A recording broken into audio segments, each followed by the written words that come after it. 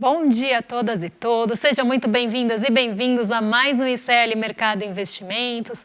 Hoje, sexta-feira, de uma semana mais curta aqui no exterior. A gente teve uma diversidade de feriados aqui no Brasil, no Japão, nos Estados Unidos. Então, uma semana até de uma agenda mais esvaziada, o que proporcionou mais peso aí para algumas notícias, principalmente para os noticiários domésticos. Então, a gente vai dar uma passada aí nos principais pontos que impactaram aqui o Brasil, né? Novas divulgações aí em relação ao nosso índice de confiança do consumidor. Vamos falar também ali da troca da presidência do Bradesco, que acabou ganhando um peso importante ontem, quando a gente for falar da abertura dos mercados. E vamos passar aí por outros pontos importantes. Vamos voltar naquele assunto do déficit, que ontem a gente passou rapidamente para aprofundar um pouco mais o tema. E a gente também vai falar aí do veto em relação à desoneração. Mas hoje, como eu falei, né, um dia que a gente vai passar aí por esses principais pontos. E como a gente ontem estava com a referência de Nova York, sem a referência de Nova York, na verdade, por conta do feriado de ação de graças que manteve o mercado fechado por lá, a gente vai começar falando primeiro do mundo, depois vamos para a Ásia, então a gente vai inverter esse processo. Então, vamos falar aí dos PMIs que foram divulgados antes de ontem e ontem, né? Na verdade, a gente está falando aí de PMIs que foram, na verdade, divulgados ontem de manhã e à noite por conta do horário aí do Japão. Então, na verdade, eles foram divulgados ontem ao longo do dia e eles apontam aí para uma melhora no mês de novembro, mas ainda abaixo do patamar de 50, que é aquele limiar que acaba mostrando, né, o limiar que a gente chama de neutro, que acaba mostrando se a economia está em alta ou se a economia está ali em contração, se ela está expandindo ou se ela está contraindo. Então, vamos colocar aí na tela para vocês o PMI, né? Aqui a gente tem a notícia do nosso site falando dessa volta do feriado. Hoje os mercados ainda têm uma negociação reduzida nos Estados Unidos, então isso deve continuar impactando aí os mercados de uma forma geral, mas a gente vai começar aí dando um giro pelo mundão, falando aí do PMI. Então, vamos colocar na tela aí o segundo gráfico para vocês acompanharem aqui comigo, esses números dos índices de gerente de compras. Esses dados são preliminares, até porque o mês de novembro não acabou ainda. Eles já são um termômetro de como deve ficar a atividade aí de novembro em alguns países, né? Nem todos foram divulgados ainda. Hoje, durante o dia, principalmente aí no final, ao longo da tarde, a gente vai ter a divulgação dos Estados Unidos, depois a gente tem a divulgação no Brasil, então não vai ser hoje ainda, mas na semana que vem. Então esses dados são, vamos pensar, a primeira leitura do PMI aí de novembro, que mostra, né, como eu falei, um termômetro da atividade dos setores, então o PMI composto, que acaba sendo uma espécie de média entre o PMI industrial e o PMI do setor de serviços.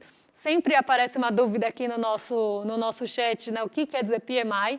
A tradução literal mesmo é índice de gerente de compras. E o que a gente teve aí no PMI dos países que já foram divulgados, essa primeira leitura aí em relação à atividade, ritmo de atividade e termômetro de atividade dos setores. Na Alemanha, a gente teve uma melhora, inclusive no PMI composto ficando acima da projeção para o mês. Então, a gente sai de um PMI em outubro de 45,9, com expectativa de chegar em 46,5, e a gente chega a 47,1. Essa alta foi puxada principalmente aí, pelo setor industrial, que começa a se aproximar de 50, mas ainda não está tão próximo assim. Então, a gente tem um PMI do setor de serviços saindo de 48,2 para 48,7 agora nesse mês, então um pouco mais próximo do patamar de 50, mas ainda com uma dificuldade no PMI industrial. A gente sabe a dificuldade que a gente está vendo lá na Europa de uma forma geral em relação à indústria, então o PMI industrial ainda mostra mais dificuldade, mas já fica melhor do que o mês anterior aí. Isso sumiu aqui, gente, eu não consigo passar o número pessoal. Aí, obrigada. E aí ficou em 42,3. Tá? Na zona do euro, a gente tem aqui uma melhora também no PMI de uma forma geral, no composto, com uma alta aí de 43,8 nesse mês, também caminhando lentamente para perto do patamar de 50, mas ainda todos no terreno da contração.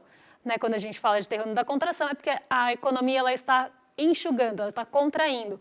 E ela pode estar contraindo num ritmo maior, então quando ela se afasta de 50, ela está retraindo mais, e quando ela vai se aproximando de 50, ela ainda está em contração, mas numa contração menor.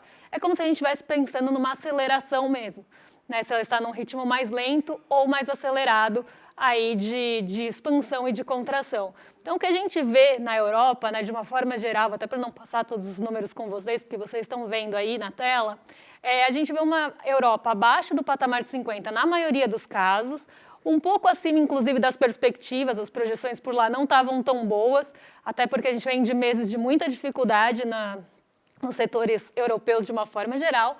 Então, a gente tem esse retrato aí da Alemanha e zona do euro. O Reino Unido, ele começa a chegar já naquele limiar de 50 em alguns pontos, então quem puxou o Reino Unido também no composto para esse 50,1, então ainda não é uma expansão muito acelerada, mas ele já começa a entrar no terreno da expansão da atividade, mas puxada pelo setor de serviços, não pelo setor industrial. Embora o setor industrial aí já tenha melhorado um pouquinho, ficando um pouco mais próximo aí do patamar de 50, porque estava em 44 no último mês, então 46,7 já é uma diminuição dessa contração mais importante. A França ainda mostra dificuldade, então quando a gente vê o composto ali em 42,6 nesse mês, ainda distante do patamar de 50, justamente aí também puxado por esse PMI industrial e de serviços mais lento, né, com uma ainda contração importante. E aí a gente teve na divulgação dessa madrugada o PMI do Japão. O PMI do Japão aí já mostra, né, esse patamar de 50 atingido, pelo menos aí no composto e no setor de serviços. Então, como a gente vê no mundo de uma forma geral, os serviços estão puxando a média do PMI para cima, né? Então a gente tem um PMI crescendo ou retraindo numa velocidade menor, vamos pensar assim, né? Começando a chegar perto da expansão, puxado pelo setor de serviços e não o setor industrial, né? O que mostra um retrato aí de uma indústria bem preocupante no mundo. E aí, quando a gente for falar da Ásia, eu vou voltar nesse ponto, até por isso que eu comecei a falar do PMI hoje, não comecei pelas bolsas asiáticas, porque foram essas divulgações aí que impactaram bastante a bolsa asiática hoje. Então, a gente vê uma indústria com muito problema, de uma forma geral, né, numa forma global até. Não é só no Brasil que a gente tem visto dificuldades, né? A gente sempre bate nessa tecla, por exemplo, da Europa, com todo o cenário ali que a gente tem de conflitos, a questão energética da Europa bem preocupante, uma taxa de juros lá alta também estrangulando a economia. Então, a gente vê um setor industrial com problemas numa forma geral, né? E hoje saem os dados do PMI dos Estados Unidos, e aí a gente vai também ter uma nova visão de como está por lá. Tá? Então, esse foi o retrato aí do mundo, né? Dos índices de gerente de compras, mostrando essas atividades industrial, de serviços e dessa forma composta, ainda apontando para dificuldades no setor industrial e o setor de serviços trazendo algum fôlego para as economias, o que não é muito diferente do que a gente tem visto por aqui.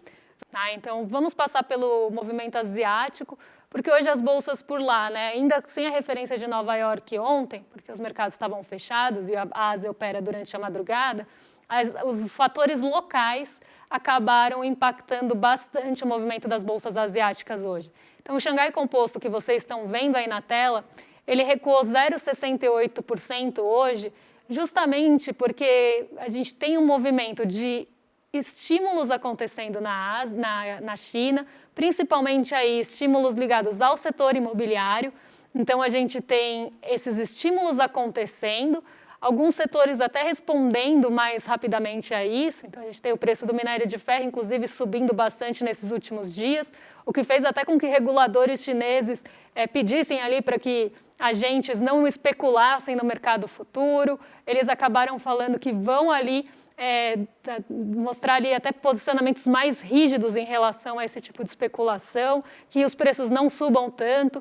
Então, eles estão ali regulando e olhando com muita atenção para o preço do minério de ferro, mas esse, por exemplo, é um dos pontos, né, uma das commodities que responde a esse tipo de estímulo e respondeu durante a semana. A gente teve altas bem puxadas aí pelo minério de ferro, e justamente porque o mercado, diante de um estímulo no setor imobiliário, que é um motor importante da economia da China, começa a esperar que o minério de ferro vai subir e começa a fazer as suas apostas, principalmente no mercado futuro. Isso acaba trazendo uma distorção para os preços, e foi justamente nesse sentido que os reguladores da China foram ali a público e falaram sobre essas medidas de regulação, para esse olhar mais atento, e fizeram esses apelos, esses pedidos para que essas especulações não aconteçam e também aí que não subam exageradamente o preço do minério de ferro.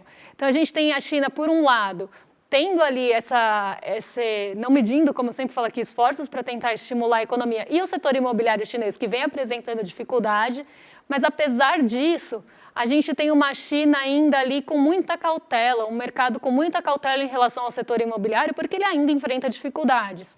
E por mais que a gente tenha esses estímulos, eles não vão ali acontecer, trazer os seus resultados no curto prazo. Então, hoje a gente teve aí uma queda mesmo do Xangai Composto, puxado justamente por esse setor imobiliário, mesmo com os estímulos, porque o sentimento de cautela ainda é grande em relação ao resultado que isso vai trazer e se isso vai resolver ou não o problema ali de um setor bem fragilizado, com problemas de inadimplência. Então, o mercado está com o pé atrás ainda com o setor imobiliário chinês, e foi isso que acabou puxando o Xangai Composto para baixo, deixando ele na liderança das perdas. Mas, como eu falei, lá na Ásia o movimento foi misto, então as bolsas não seguiram uma única direção, porque cada uma respondeu aos seus fatores locais, já que Nova York estava fechada, e Nova York é uma referência importante ali para a abertura do mercado asiático. O mercado japonês, por sua vez, estava fechado por conta do feriado do Dia do Trabalho, retoma as atividades hoje de manhã com uma alta importante. Quando a gente for ver aí a abertura dos mercados, vocês vão ver ali que o Nikkei 225 subiu 0,80 hoje. Então, a gente teve um dia positivo no Japão por essa volta de feriado ter pegado aquele movimento mais positivo da Ásia de ontem, Então, estamos falando aí do fechamento da madrugada de ontem. Como o Japão estava fechado, ele teve essa repercussão hoje.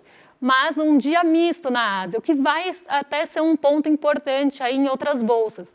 Porque, como eu falei, sem a referência de Nova York, com uma liquidez mais enxuta, o noticiário local acaba ganhando força, acaba ganhando peso.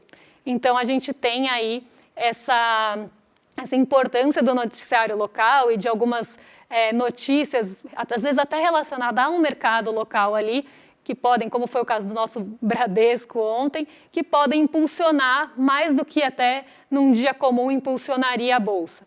Então, a gente tem esse cenário e não foi diferente na Ásia. Então, esse dia mais misto respondendo aí a noticiários mais domésticos.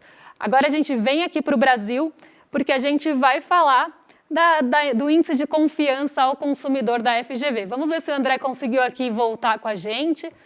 Vamos ver se ele já está aqui. André, será que agora você consegue dar bom dia para a audiência?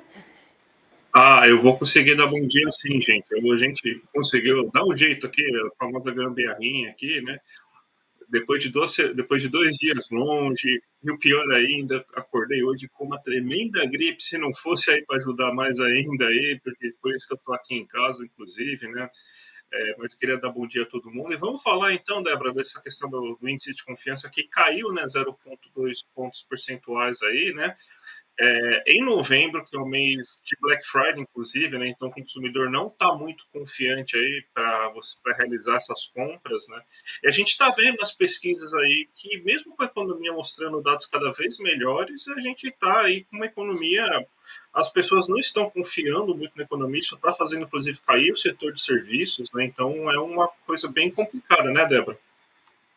Preparou um gráfico aí, vamos colocar para o pessoal de casa acompanhar com a gente como é que está a evolução desse índice de confiança do consumidor da FGV, porque ele tem uma melhora em relação ao ano passado e ao começo desse ano, mas ele está mostrando desaceleração daqui para frente, na verdade, desde o mês passado.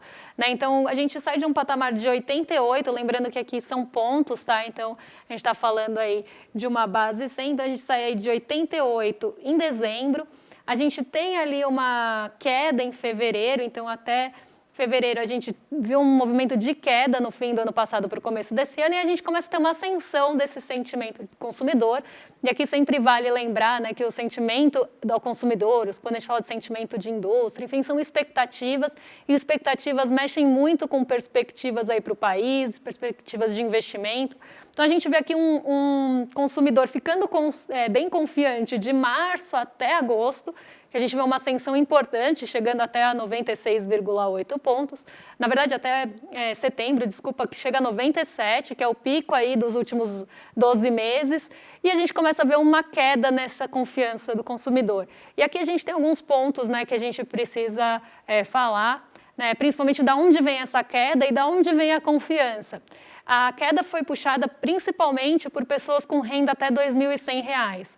Então, a gente vê que os patamares, né, os estratos de rendas mais baixos aí do país estão menos confiantes, né, no consumo, então estão vendo aí talvez a sua renda mais enxuta, né, com não tanta disponibilidade para consumo, e aí a gente vê, né, a confiança caindo nesses patamares de renda.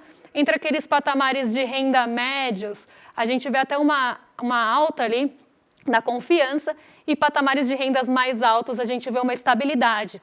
Então aqui a gente vê também um diferente olhar entre os diferentes estratos de renda em relação aí às suas expectativas e sua confiança aí em relação ao Brasil. E para perspectivas futuras, né, expectativas em relação à economia no futuro, a gente teve uma queda leve também entre o mês de outubro e novembro. Então a gente vê aí um pouco de preocupação, essa queda da confiança do consumidor e essa expectativa para o futuro.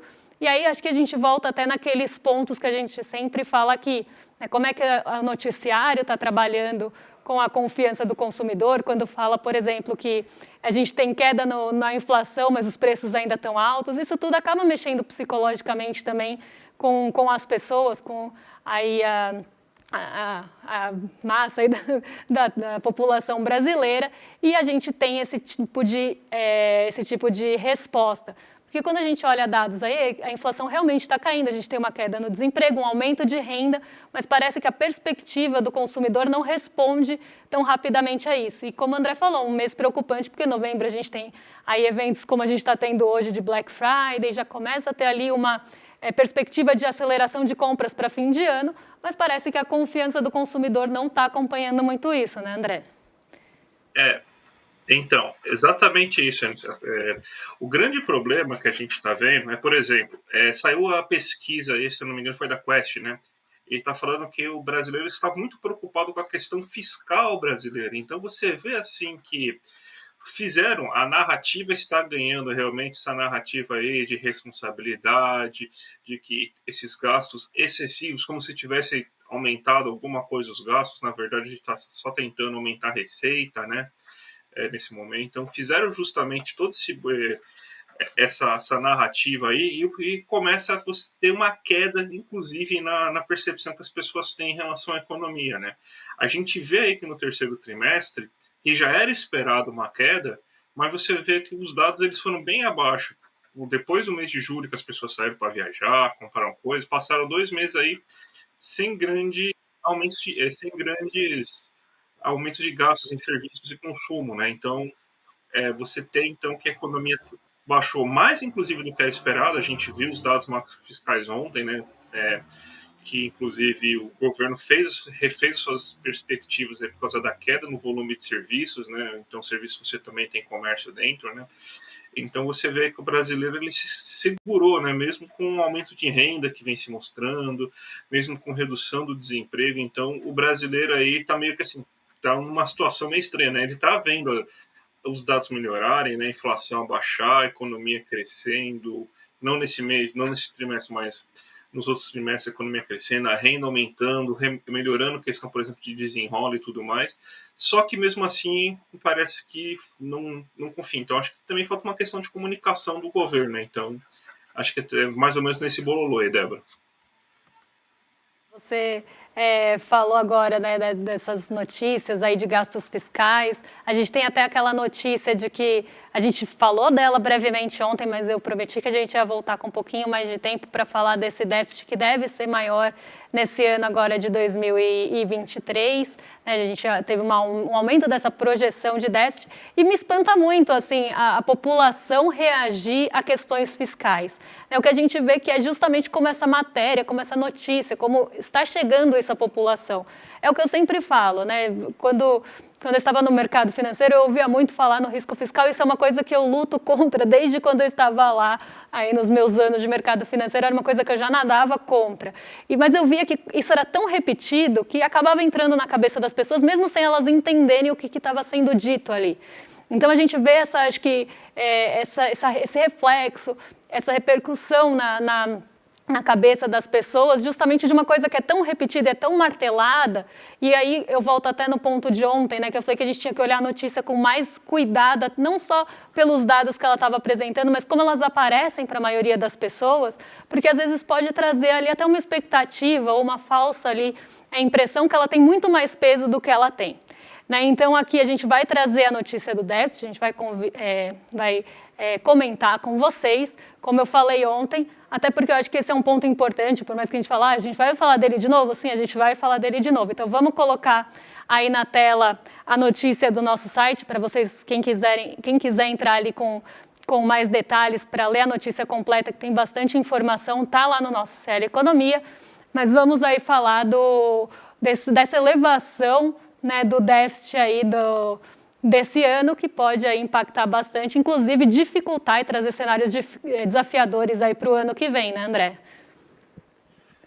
Não, exatamente, Débora. O grande problema é que, assim, se você tivesse uma situação, não tivesse essas regras fiscais que o Haddad colocou, isso aí não teria nenhum problema você ter esse déficit. Até porque você precisa gastar, a economia precisa voltar a crescer, você só consegue ter superávit primário nos momentos que você forma um déficit primário anteriormente para se formar um multiplicador no segundo momento, e aí sim você começa a acelerar a arrecadação.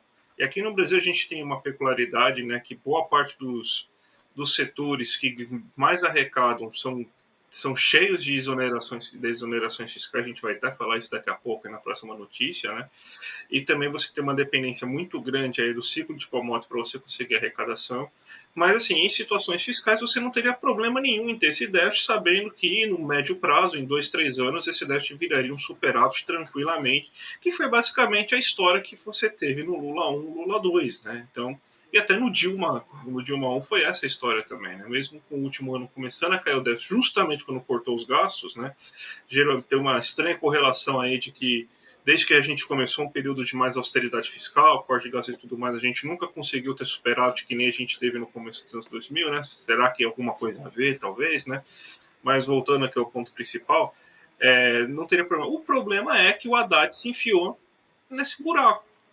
Aí você tem que fazer o quê? Você vai ter que conseguir chegar na meta, senão você vai ter uma punição nos gastos, você vai ter uma redução nos gastos. Aí você vai cortar para você conseguir chegar no déficit, talvez não consiga chegar no déficit zero, né? E aí se você não chegar no ano seguinte, você vai ter que cortar mais ainda, vai ter menos crescimento de gastos. Então esse que está o grande problema. Com as regras que foram feitas, você vai ter, então, se você não chegar no déficit, você vai ser, no déficit zero que o Haddad quer, você vai ser punido em relação a isso, né? A gente estava até ontem conversando com a Débora de noite e tal, mostrando aqui um trabalho muito bom do Fernando Lara, né, professor lá, um trabalho da Fundação Celso Furtado, né, que estava mostrando alguns cenários, né? Tem que ter um crescimento muito grande do setor privado da economia, de quase 21% de aumento de gastos. Você tem que crescer muito vigorosamente a economia para 2020. Você não vai chegar nesse déficit zero. Então, aí que está o grande problema. Então, a gente está insistindo nisso, né? Porque é mais um problema de que o governo se enfiou no buraco.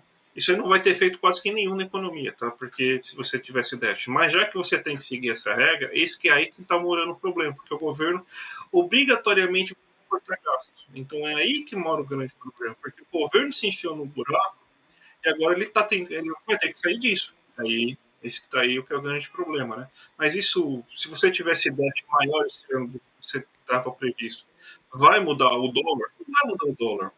E nesse caso, inclusive, literalmente, não vai mudar nada na questão. Aliás, se você tiver um esforço para reduzir isso, deixa aí vai mudar um pouco sim, porque vai ter que cortar gasto social e tudo mais. Então, aí que está a questão fiscal, viu, Débora? Exatamente. E aí a gente vê também, né, essa insistência que a gente sempre fala aqui do Haddad em zerar o déficit, em até colocar isso como uma pauta prioritária, e eu vejo isso um aceno para o mercado, porque quem pressiona realmente em relação a isso e gosta de um bom corte de gastos é justamente o mercado.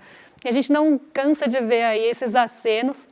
E aí a gente vê que é muito mais para agradar o mercado, que nunca vai ficar agradado, como a gente viu na pesquisa que mostra o que a Faria Lima pensa, do que realmente uma mudança que vai fazer bem para o Brasil, que vai ser benéfica. Até porque, como a gente falou, se os gastos forem bem feitos, né, e forem ali em setores importantes, estratégicos, isso poderia inclusive melhorar e trazer um superávit nos outros anos. Então aqui a gente vê muito essa tentativa, pelo menos na minha visão, do Haddad tentar agradar aí a Faria Lima, tentar agradar o mercado financeiro, que vai se impressionar e vai bater nisso, né, e isso vai bater também na mídia tradicional, nos veículos tradicionais, que vão pegar pesado nesse ponto, e aí parece que é uma tentativa de agradar, que vai, inclusive, aí trazer dificuldades para os nossos cenários nos próximos anos. E falando até, né, você falou da desoneração, André, a gente trouxe a notícia aí do veto, né, da desoneração, que até mostra, né, alguns estudos aí mostram que isso é realmente, né, essa desoneração acaba trazendo, inclusive, e não é eficiente, né, uma ineficiência praticamente econômica, né? Débora, o que essa desoneração acabou trazendo foi o seguinte, né? Margem de lucro, taxa de lucro, eles conseguiram melhorar suas margens de lucro, porque esses setores que foram desonerados lá, a agenda Fiesp de 2012, quando a Dilma, a Fiesp vendeu, né, vendeu não, né, fez um monte de sugestões aí que a Dilma acatou, inclusive, antes do Pato Amarelo, e uma delas era essa desoneração. Falava, não, está muito caro, a gente precisa. Aqueles setores que mais empregam no Brasil merecem ter uma desoneração para reduzir o custo de trabalho. O que aconteceu é que esses setores não aumentaram a, a quantidade de pessoas trabalhando. Esses setores, eles simplesmente melhoraram suas margens de lucro, mas não empregaram mais gente, eles não se tornaram mais ineficientes. Isso aí virou uma muleta durante 10 anos. Então, o Lula está mais do que certo, daí não é só uma vitória do Haddad, né? A gente não vamos falar então aí agora de não se pensa tanto na questão fiscal e tudo mais, o risco fiscal, tá lá. Aí, ó, a gente foi lá e conseguiu tirar um espantalho, uma jabuticaba brasileira que só tem aqui, então eu acho que isso daí está mais do que certo. Eles não estavam contribuindo para nada, esses setores aí. Eles empregam, são bem importantes, mas há muito tempo, a gente até mostrou, inclusive, alguns meses aí, que eles já não eram os setores que mais empregavam na economia faz tempo. Então, eles ficavam com essa muleta, eles têm um lobby muito forte. Mas tá aí, vai conseguir melhorar as contas públicas brasileiras. Não é isso que é a coisa mais importante, o nosso santo grau, não é melhorar a situação das contas públicas brasileiras?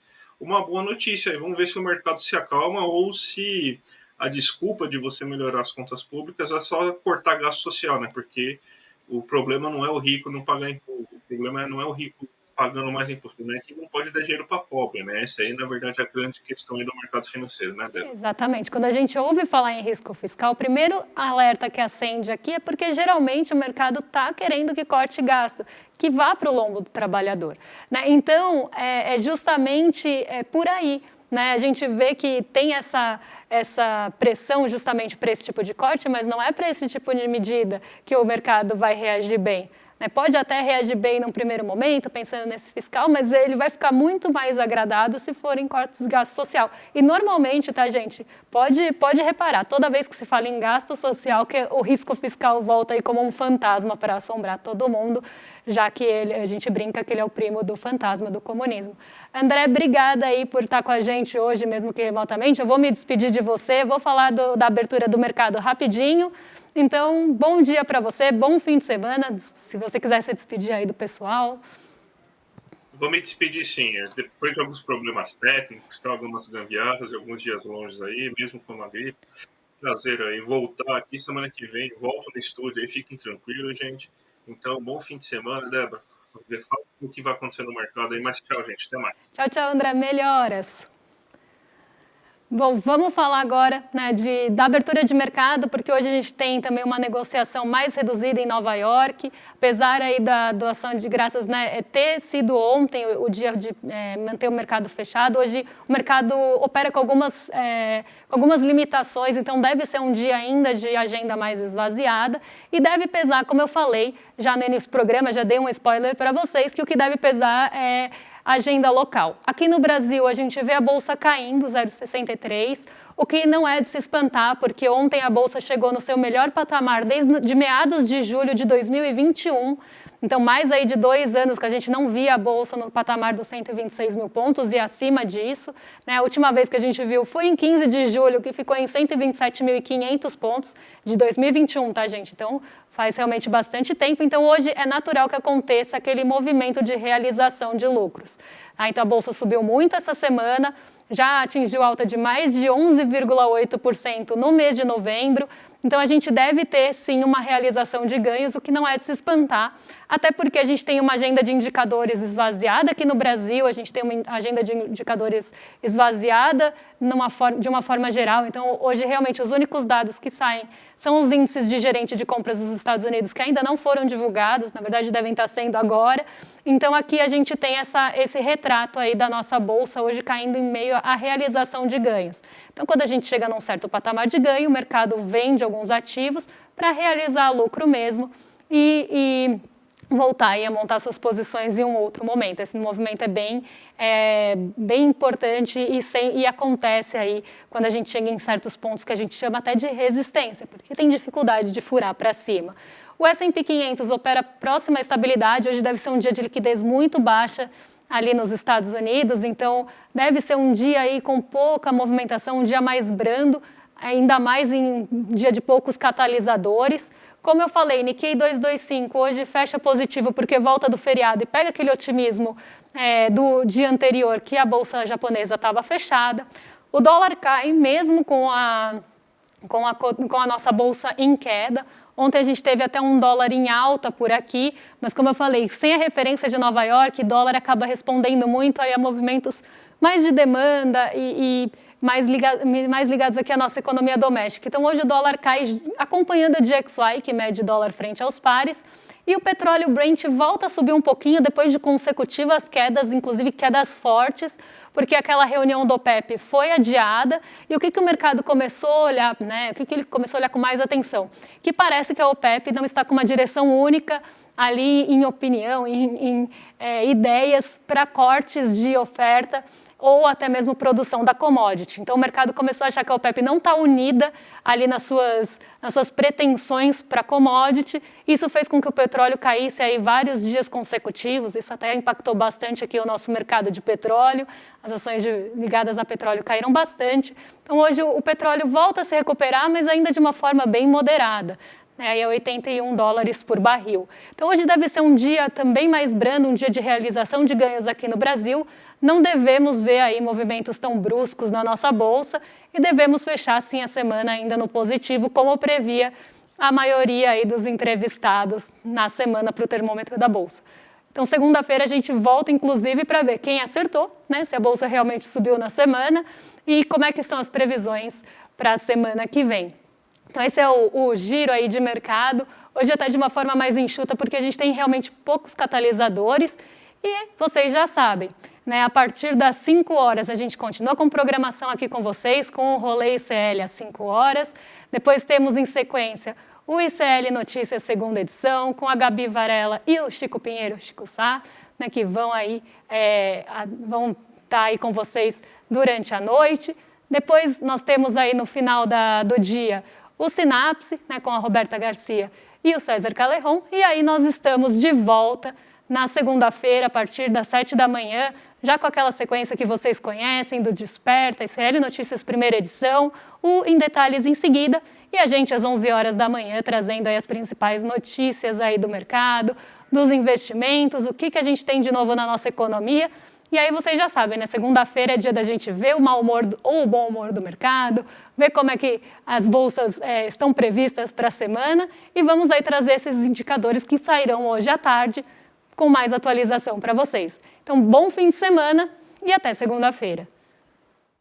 Turma, a nossa aula com Abdul Rahman Muhammad, Malcolm X, o homem e a mensagem, foi uma aula absolutamente indescritível. Só assistindo para entender o quão atual é a história de Malcolm X em relação aos problemas que a gente vive hoje, em 2023. Os problemas de racismo, os problemas de opressão, os problemas que sufocam boa parte da população do planeta. Muita gente pediu para a gente liberar o replay da aula, ou porque assistiu e quer assistir de novo, ou porque por algum motivo perdeu e está ouvindo falar quão incrível foi a aula. A boa notícia é que a gente liberou o replay. A notícia ruim é que está acabando o prazo para você poder assistir. Clica agora então no link que vai estar junto com esse vídeo para você poder assistir esse replay e entender do que eu estou falando. Malcolm X, o homem e a mensagem. Uma aula histórica que você não pode deixar de assistir. Vamos lá!